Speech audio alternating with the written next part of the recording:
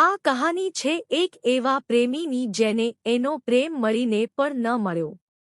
કહાનીની શરૂઆત થાય છે આજથી લગભગ 15 વર્ષ પહેલા। અનંત 10મા ધોરણમાં આવ્યો। ભણવામાં પેલાથી જ હોશિયાર એટલે ઘરવાળાને ચિંતા નહોતી। અનંત અને એનો પરિવાર સોસાયટીમાં બીજા માળે રહેતા અને ઉપરવાળો માળ ખાલી જ પડ્યો તો 5એક વર્ષથી। જો કે હમણાં જ આ ઘર વેચાયું હતું અને ત્યાં કોઈ નવો પરિવાર રહેવા આવવાનો હતો। એક અઠવાડિયા પછી ઘરવખરી સાથે નવો પરિવાર નવા લોકોની વચ્ચે રહેવા આવ્યો। અનંત એની બાલ્કનીમાં ઊભા એમને સમાન ઉતરતા જોતો હતો અને એની નજર પડી અનામિકા પર। અનંતની ઉંમર એવી હતી કે એમાં કોઈ છોકરી જોવેને ગમી જાય એ સામાન્ય હતું। પણ અનંતે એને જોયા પછી એક મટકું પણ નહોતું માર્યું। જેમ આપણને કોઈ જોતું હોય અને આપણને અનુભવ થાય જાય છે એમ અનામિકાને પણ લાગ્યું કે કોઈ એને જોઈ રહ્યું છે।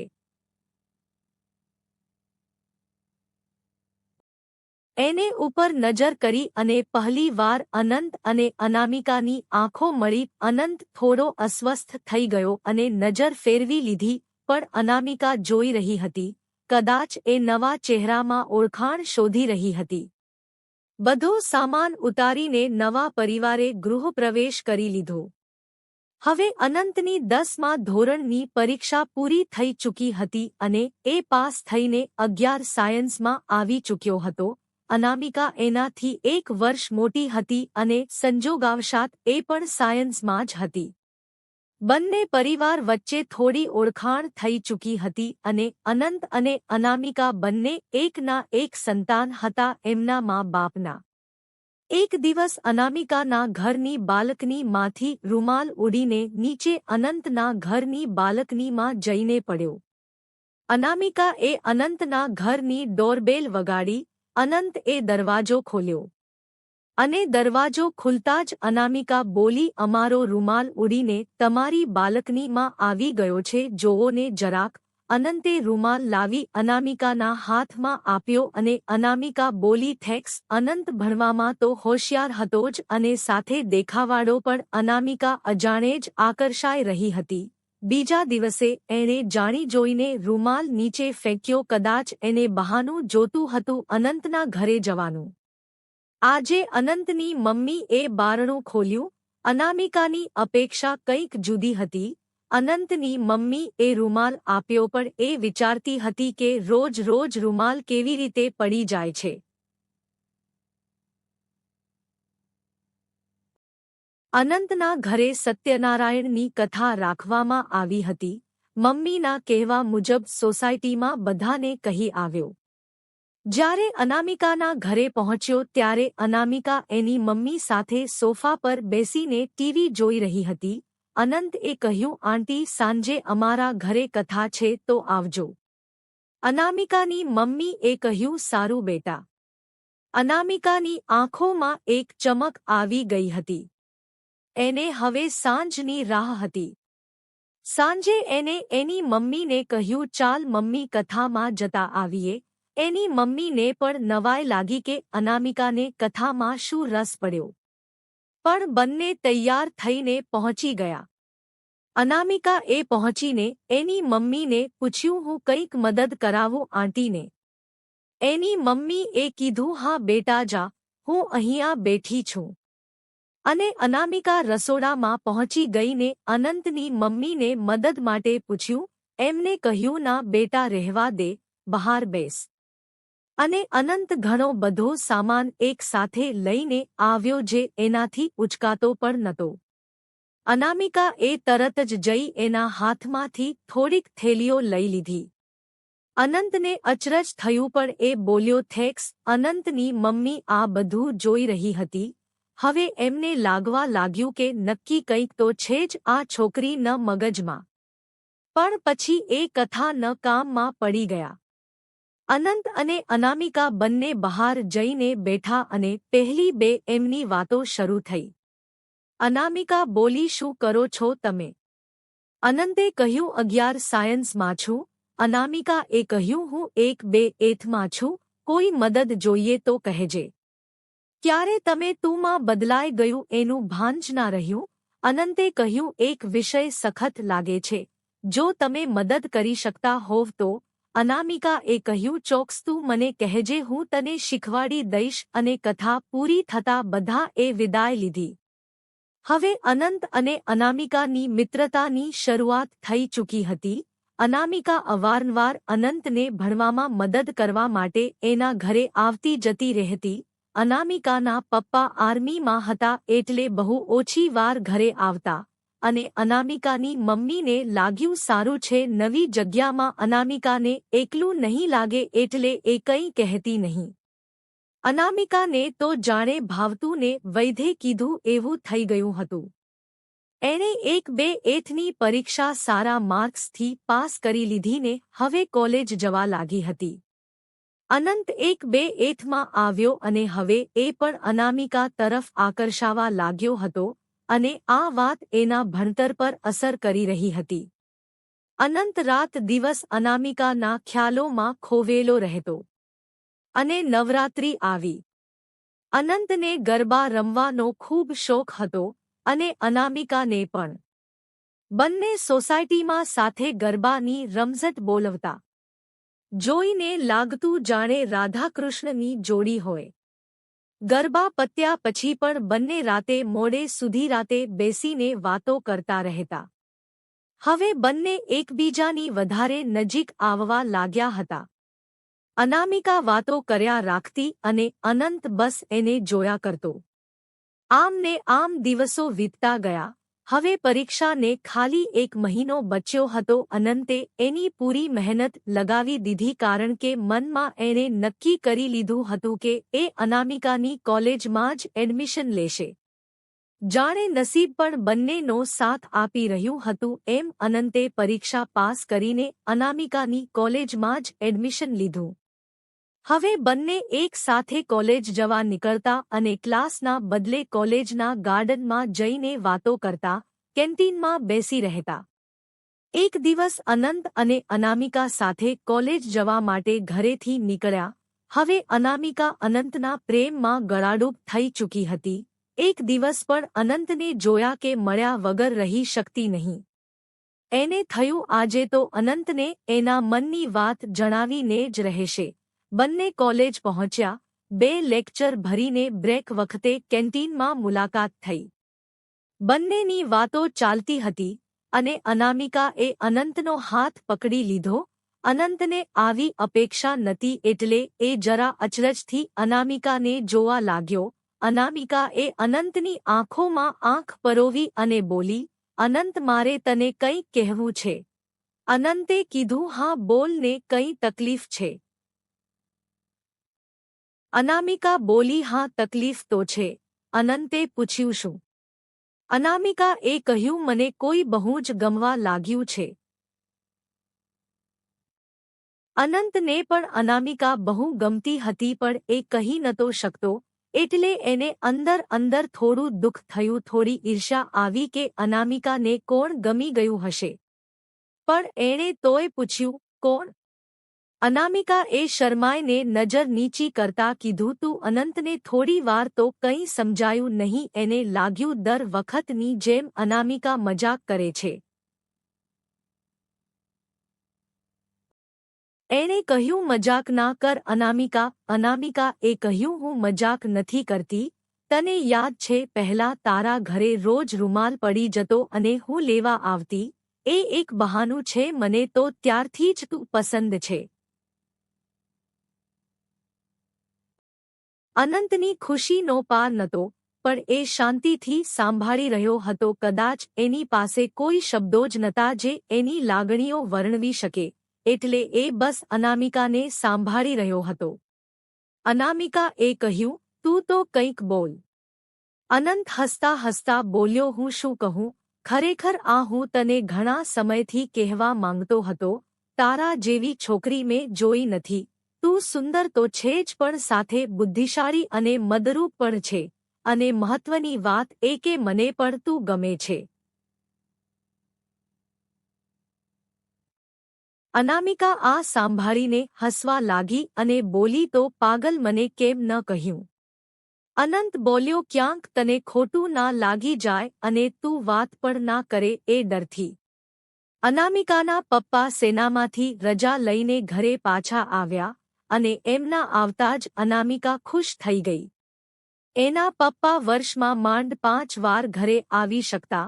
અનામિકા એના પપ્પાની લાડકી હતી અને અનામિકાની ઈચ્છા હતી કે એ પપ્પાને એના અને અનંત વિશે બધું જણાવી દે, એટલે લગ્ન માટેની વાત આગળ ચલાવી શકાય. અનામિકા સારા સમયની રાહ જોઈ રહી હતી. એકવાર અનામિકાના મમ્મી અને પપ્પા બેસીને વાતો કરી રહ્યા હતા. અનામિકા બોલી, પપ્પા, મારે એક અગત્યની વાત કરવી છે. એના પપ્પા બોલ્યા, હા બેટા, બોલ. અનામિકા એ ડરતા ડરતા કીધું, પપ્પા, મને એક છોકરો ગમે છે. અનામિકાના પપ્પા એની મમ્મી સામે જોતા પૂછ્યું, શું તને આ ખબર હતી? અનામિકાની મમ્મીને પણ અત્યારે જ જાણ થઈ એટલે એમને ગભરાતા સ્વરમાં કહ્યું, ના, મને અત્યારે જ ખબર પડી. અનામિકાના પપ્પાના ચહેરા પરથી જ ખબર પડી ગઈ હતી કે એમને આ વાત ગમી નથી, પણ અનામિકા એમની એકની એક દીકરી હતી જેને એ બહુ જ પ્રેમ કરતા હતા, એટલે એમણે પૂછ્યું, કોણ છે એ? અનામિકાને થોડી હિંમત મળી અને એ બોલી, અનંત. પપ્પા, મને એ પસંદ છે અને એ પણ મને પ્રેમ કરે છે. અમે બંને એકબીજા સાથે લગ્ન કરવા માંગીએ છીએ.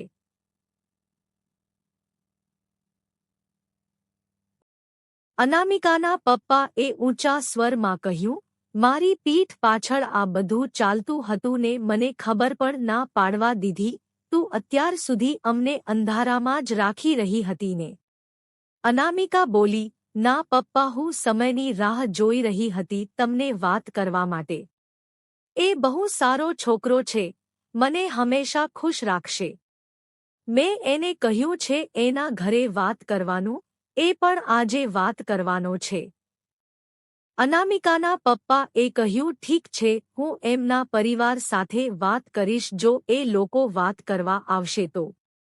અનામિકાની ખુશીનો કોઈ પાર નહોતો. એને લાગ્યું નહોતું કે એના પપ્પા માની જશે. હવે વારી અનંતની હતી, એના પ્રેમ માટે લડાઈ લડવાની. અનંતે એની મમ્મીને વાત કરવાનું યોગ્ય સમજ્યું. ઘણી હિંમત કરી એ મમ્મી પાસે ગયો અને બોલ્યો, મમ્મી, મારે તારી સાથે વાત કરવી છે. એની મમ્મી બોલી, હા બોલ, શું વાત છે? અનંતે કહ્યું, મમ્મી, મને એક છોકરી પસંદ આવી ગઈ છે. તમે એને ઓળખો જ છો, આપણી ઉપર રહે છે એ અનામિકા. હું એની સાથે લગ્ન કરવા માંગુ છું.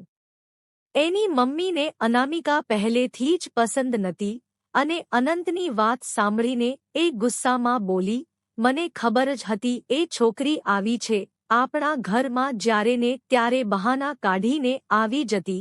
અનંત, તું બહુ સીધો છે બેટા, તું સમજતો નથી એની ચાલાકી. એ તને ફસાવા માંગે છે બેટા. બાપ વગરની મોટી થઈ છે એટલે જ કોઈ કહેવા વાળું નથી મળ્યું એને. હૂટો દોરો મળી ગયો છે. રખડતી ફરે છે આખા ગામમાં. એ આપણા ઘરના લાયક નથી. અનંતે એની મમ્મીને કહ્યું, ના મમ્મી, એ બિલકુલ એવી નથી. તમે એને હજુ સારી રીતે જાણતા નથી. એ બહુ સારી છોકરી છે.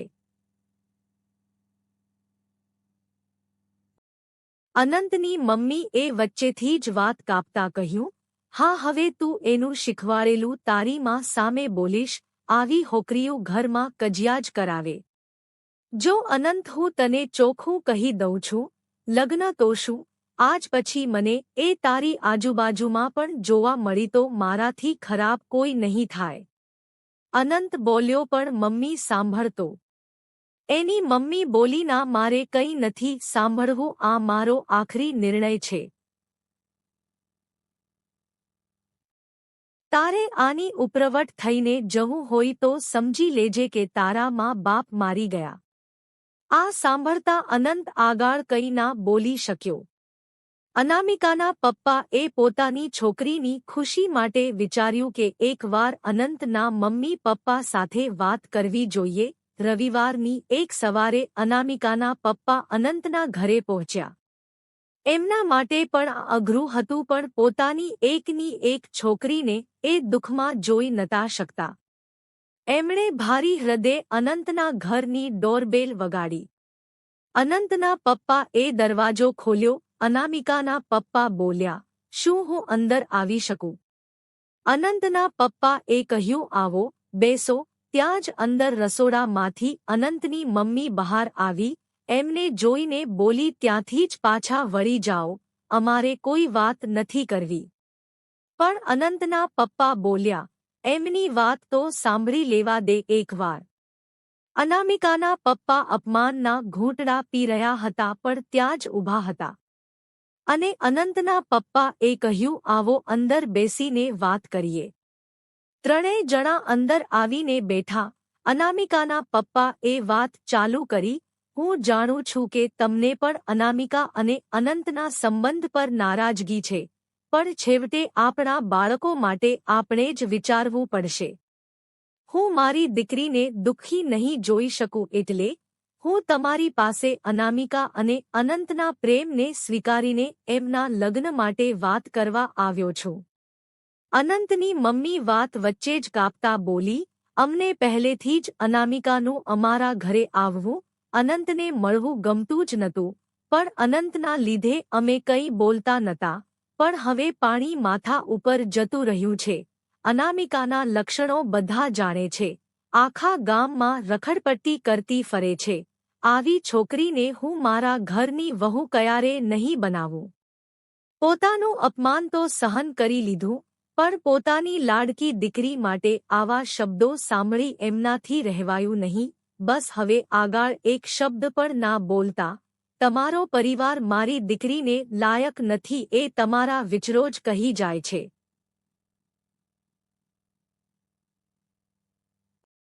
આખી જિંદગી મારી દીકરીને મારા ઘરે રાખીશ, પણ તમારા ઘરે તો નહીં પરણાવું." આટલું કહીને એ ત્યાંથી ઊભા થઈને ચાલી નીકળ્યા.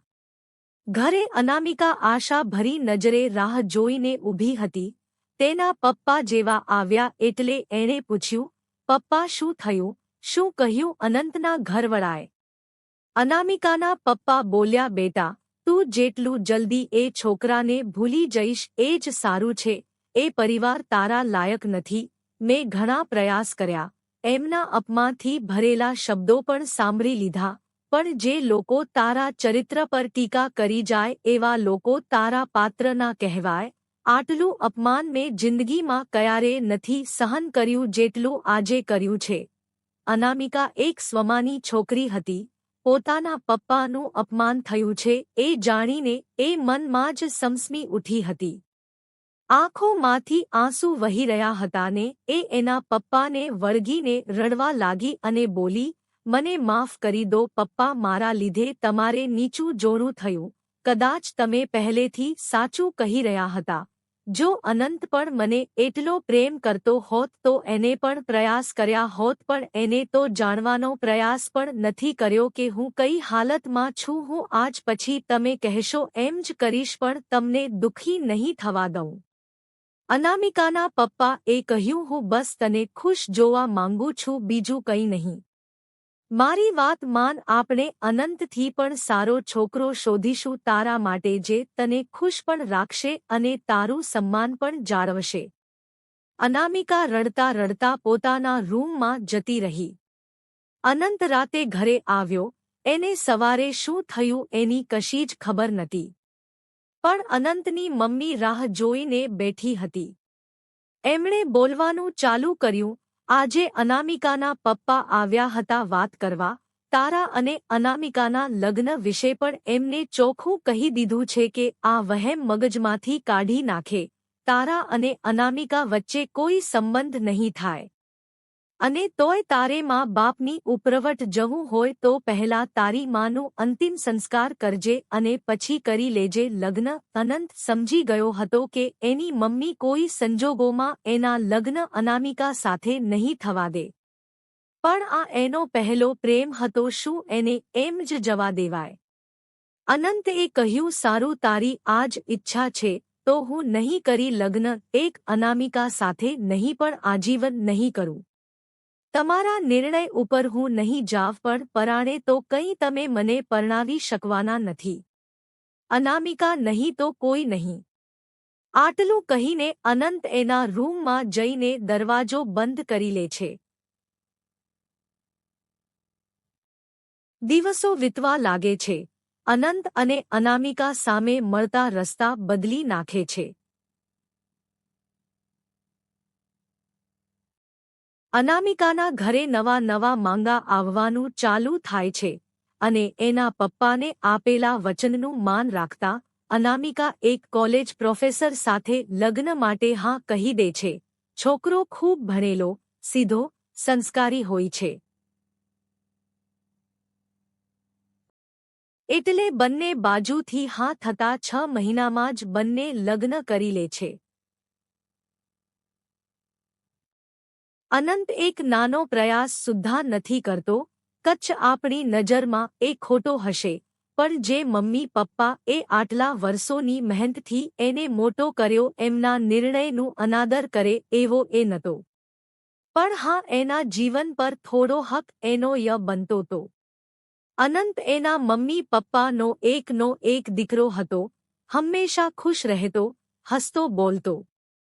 પણ હવે એ ચૂપચાપ, ધીરગંભીર અને પોતાનામાં જ રહેવા લાગ્યો.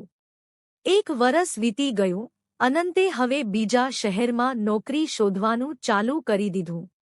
એનું મન હવે આ જગ્યાએ નહોતું લાગતું. હવે એને કોઈની પડી નથી. બધું નક્કી થતાં જ એ શહેર છોડીને ચાલી નીકળ્યો. એની મમ્મીને ખબર હતી કે એના છોકરાની હાલત પાછળ એ જ જવાબદાર છે, પણ એને લાગ્યું કે અનંત ઠીક થઈ જશે. અનંતે હવે આ નવા શહેરને જ પોતાનું ઘર બનાવી લીધું. એની મમ્મી અને પપ્પા ક્યારેક આવતા રહેતા, પણ આ હવે એમનો જૂનો અનંત નહોતો. ના કોઈ વાત, ના કોઈ મજાક, કંઈ જ નહીં. અનંતના પપ્પા એ કહ્યું, બેટા હવે ઘરે ચાલ, તારું આખું જીવન પડ્યું છે.